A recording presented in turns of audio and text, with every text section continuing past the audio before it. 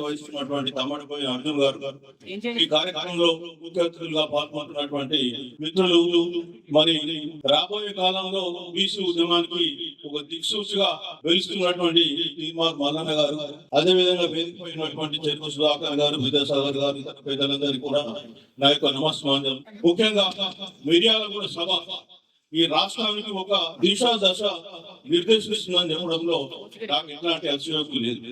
ఈ రోజు ఒక బీసీ సభకు ఇంత పెద్ద ఎత్తున జనాలు తరలి రావడం నిజంగా కూడా చాలా ఆనందకరమైన విషయం.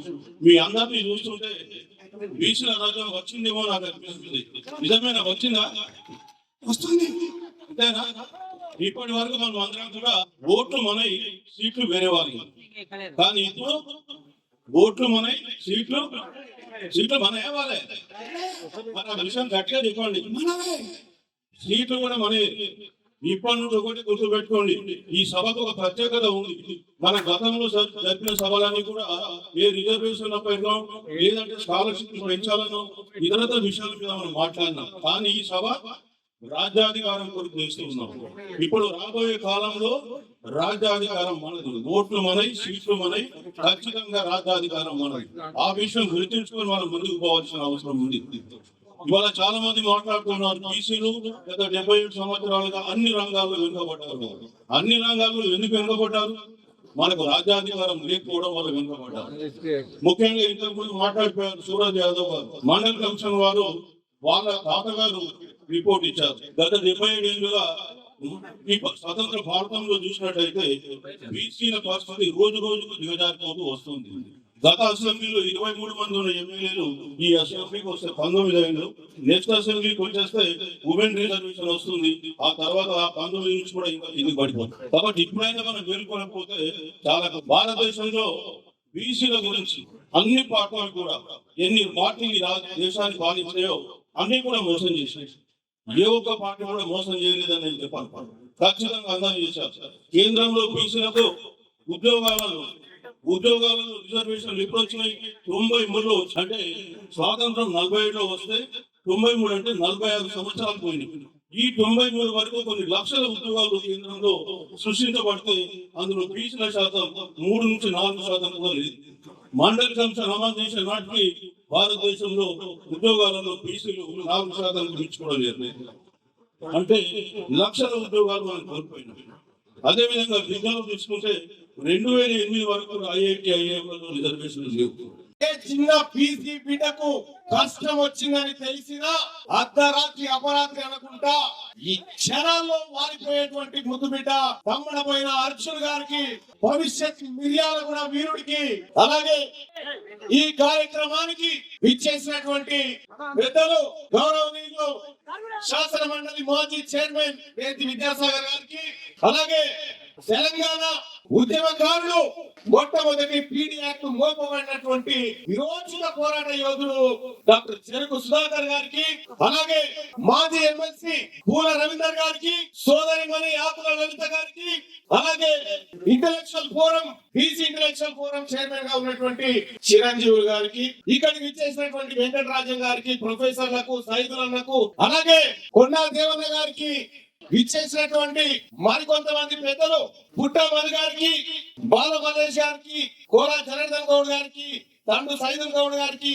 కొట్టే సతీష్ గారికి, వరంగల్ శ్రీనివాస్ గారికి, కోడిపాక కుమారస్వామి గారికి, అమృతం సత్యం గారికి, ప్రొఫెసర్ లక్ష్మణ్ గారికి, వెంకటరాజయ్య గారికి, దుర్గం రవీందర్ గారికి, బాల శ్రీనివాస్ గారికి, గుజ్జ కృష్ణ గారికి, ముత్యం వెంకన్న గారికి, సూర్యాపేట కాబోయే ఎమ్మెల్యే వట్టే జానయ్య గారికి, అలాగే నల్లగొండ జిల్లా ముద్దు బిడ్డ మొన్ననే ఇద్దరికి 7 సెంట్ల నీళ్లు ఆపించిన పిల్లి రామరాజు యాదవ్ గారికి, అలాగే మారం శ్రీనివాస్ గారికి, పర్వతం వెంకటేశ్వర గారికి, కోలా సైదుల్ గారికి, బంటు వెంకటేశ్వర గారికి, వేముల వెంకటేష్ గారికి, అలాగే చంద్రరాములు గారికి, దాసోజు లలిత గారికి, మట్టా జయంతి గారికి, ఎంబీసీల పక్షాన నిత్యం పోరాడుతున్నటువంటి బీసీ బిడ్డ సూర్యారావు గారికి, అలాగే చామకూర రాజు గారికి, నాగార్జున చారి గారికి, అన్నయ్య గారికి, వేణు గారికి, ఉకే శ్రీనివాస్ గారికి, వెట్టుపల్లి సత్యనారాయణ గారికి, మాడిశెట్టి లక్ష్మీనారాయణ గారికి,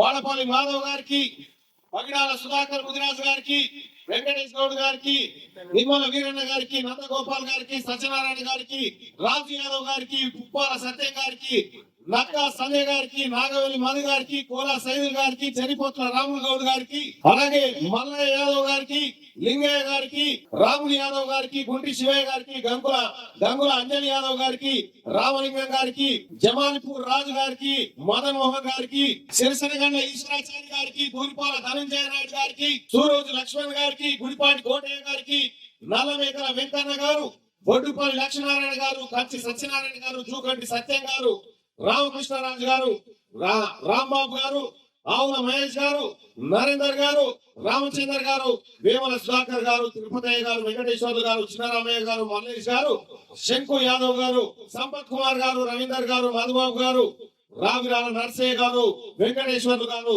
సైదాచారి గారు, వెంకట నర్సయ్య గారు, వేణుచారి గారు, అనిల్ కుమార్ యాదవ్ గారు, పవన్ కుమార్ గారు, సైదుల్ గౌడ్ గారు, నరేందర్ గౌడ్, రోషే గారు, అలాగే జయరాజ్ గారు, సైదుల్ గారు, అశోక్ గారు, ప్రభాకర్ గారు, లోహిత్ గారు, బాలమల్లేష్ గారు, బంటు సైదుల్ గారు, చేగొండి మురళీ యాదవ్ గారు, భక్తుల సిద్ధేశ్వర్ పటేల్ గారు, చిరమరి కృష్ణయ్య గారు, బొక్ర నాగేందర్ గారు, చక్రహరి రామరాజు గారు, కేవి గౌడ్ గారు, అలాగే కర్ణాకర్ గారు, రాపోలు పరమేశ్ గారు, ఇట్లా సోదరులారా ఇక్కడ ఉన్నటువంటి వారందరికీ పేరు పేరున ధన్యవాదాలు తెలియజేస్తూ ఈ వేదిక మీద ముఖ్య అతిథిగా తెలంగాణ ఉద్యమంలో జీవితాన్ని మొత్తం పొడగొట్టుకొని జై తెలంగాణ అని రైలుకు ఎదురుగా వెళ్లి తన జీవితాన్ని పరంగా పెట్టిన అన్న నాగరాజు గారికి, అలాగే తీన్మార్ మనన్న టీమును ఈ స్థాయికి నడిపిస్తూ మొత్తం మా కార్యకర్తల్ని, మా టీం సభ్యులందరినీ కోఆర్డినేట్ చేస్తున్న మా రాష్ట్ర అధ్యక్షుడు రజనీ గారికి, అలాగే మహేష్ గారికి, బీసీ సంఘం నాయకుడు, ఇక్కడికి విచ్చేసినటువంటి తీన్మార్ మనన్న టీం సభ్యులందరికీ, అలాగే మిర్యాలగూడ బీసీ సోదరులందరికీ, ఇంకా ఎవరైనా మర్చిపోయి ఉంటే మంగమ్మ సమీరు, మా తమ్ముడు వెంకటరెడ్డి గారికి, సంచార జాతర బిడ్డలు ఇక్కడికి విచ్చేసినటువంటి సందర్భంలో వారందరూ కూడా ధన్యవాదాలు తెలియజేసుకుంటూ ఇక కూర్చొని సోదరులారా, మిర్యాలగూడలో సభ జరుగుతా ఉంది, బీసీల సభ జరుగుతా ఉందని చెప్పి మనం పిలుపునిచ్చినటువంటి సిరిసాల సీనయ్య గారికి, ఇక్కడ కష్టపడి గత కొన్ని రోజుల నుంచి పనిచేస్తున్న సీనయ్య గారికి ప్రత్యేక ధన్యవాదాలు. బీసీల గర్జన జరుగుతా ఉంది, రమ్మని పిలిస్తే సోదరులు ఎక్కడెక్కడి నుంచో ఇక్కడికి తరలి వచ్చి బీసీల ఐక్యతను చాటడానికి వచ్చేసినటువంటి సోదరులారా, అలాగే మిత్రులారా, పోలీసు సోదరులారా, అందరికీ పేరు పేరున నమస్కారం తెలియజేస్తా ఉన్నాం. మళ్ళా గత కొన్ని రోజుల నుంచి ఈ మిర్యాలగూడ సభ మీద ఓ కుట్ర, ఓ కుతంత్రం, ఇక్కడ ఉన్నటువంటి ఎమ్మెల్యే గారు ఇవాళ దామర చెక్క దిక్కేదో సభ పెట్టి అయితారని పోయితారు మంత్రులు, ఇద్దరు ముగ్గురు మంత్రులు హెలికాప్టర్ వేసుకొని వచ్చి ఆడ దిగి సభ పెట్టిపోయారు. ఎందుకు పెట్టినాయని ఆలోచన చేస్తే రేపు పొద్దుగాల పేపర్లలో బీసీల వార్త ఉండదు కదా, దానికోసం ఆ దుకాణం తెలిసింది. రేపు పొద్దుగాల మీరు ఎందుకు ఇక్కడ మీటింగ్ పెట్టి ఏం కథ అనేది భవిష్యత్తులో చూపిస్తాం కూడా. సోదరులారా, ఇక్కడ మిర్యాలగూడ ఎమ్మెల్యే బత్తుల లక్ష్మారెడ్డి గారికి నేను చెప్పదలుచుకున్న ఒక విషయం, నీవు మిర్యాలగూడకు చివరి ఓసీ ఎమ్మెల్యేవిగా, మిర్యాలగూడకు చివరి ఓసీ ఎమ్మెల్యే బత్తుల లక్ష్మారెడ్డి గారే. ఈ మిర్యాలగూడ నియోజకవర్గంలో గట్టిగా 5 సార్లు బియ్యం ఉడకబెడితే సరిపోయేటువంటి మీకు మీరు ఎమ్మెల్యే అయినా ఇవాళ నేను చెప్తా ఉన్నా, బత్తుల లక్ష్మారెడ్డి గారు నీ కుట్రలు కుతంత్రాలని ప్రత్యక్షంగా చూస్తా ఉన్నా, నీవు మమ్మల్ని ఎదుర్కోవడం నీ వల్ల కాదు. నా దాకా అవసరం లేదు, నా తమ్ముడు అర్జున్ ఈ బీసీ ప్రజలకు ఏ ఇబ్బంది కలిగినా, ఎక్కడ ఎవరికి చిన్న ముళ్ళు గుచ్చుకున్నా అర్జునుడు ఉన్నాడు ఇక్కడ. అర్జునుడు లేకపోతే నువ్వెక్కడా, నీ సీట్ ఎక్కడా, అసలు నువ్వు ఎవరికన్నా తెలుసా? నిన్ను తీసుకొచ్చి నాకు పరిచయం చేసింది అర్జున్ కదా, నేను ఆయన బతుకున్నా ఏమో చేస్తే ఉన్నామని. ఇన్లే మార్నింగ్ న్యూస్ కు రా అంటే ఆయన రాలే, నువ్వు రా అని చెప్పినా ఒడిచిపోయేది ఆయనే, అది చేయక అయింది. సరే ఏం చేసినా కూడా ఈ నల్లగొండ జిల్లా మాది అంటున్నావు, ఆయన మాది. ఎవరిది రాది, ఎవరిది నల్లగొండ? బీసీలది బిడ్డ ఈ నల్లగొండ. ఏ నల్లగొండ నుంచి అయితే మా బీసీల నాయకత్వాన్ని తొక్కి చంపిర్రో అదే నల్లగొండ నుంచి మంచి గణెట్లు కొట్టుర్రి ఇలా రాజకీయ సమాధులు కట్టేటోడు తీన్మార్ మల్లన్న ఖచ్చితంగా కట్టి చూపిస్తాడు.